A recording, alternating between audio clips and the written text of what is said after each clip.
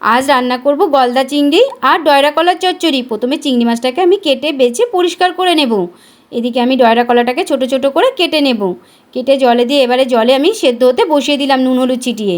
তো ডয়রা কলাটা আমার এবারে সেদ্ধ হয়ে গিয়েছে, আমি নামিয়ে নেব।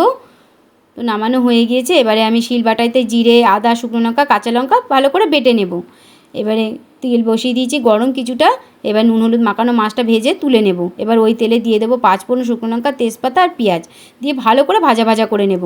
এবার কেটে রাখা আলুটা দিয়ে আরও একটু ভাজা ভাজা করে নেব। নিয়ে বাটনাটা দিয়ে আর নুন হলুদ ছিটিয়ে আরও বেশ কিছু সময় কষিয়ে নেব।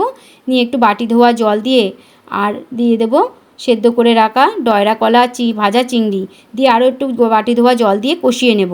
কষানো হয়ে গিয়েছে, পরিমাণ মতো গরম জল দিয়ে ফুটিয়ে এবার সামান্য চিনি আর ভাজা মশলা ছিটিয়ে দমে কিছু সময় রেখে দিলে রান্নাটা আমার পুরোপুরি কমপ্লিট হয়ে গিয়েছে। গরম ভাতে চিংড়ি মাছ কলা তুলে নিয়ে মুখে দিতেই স্বাদে ফাটাফাটি।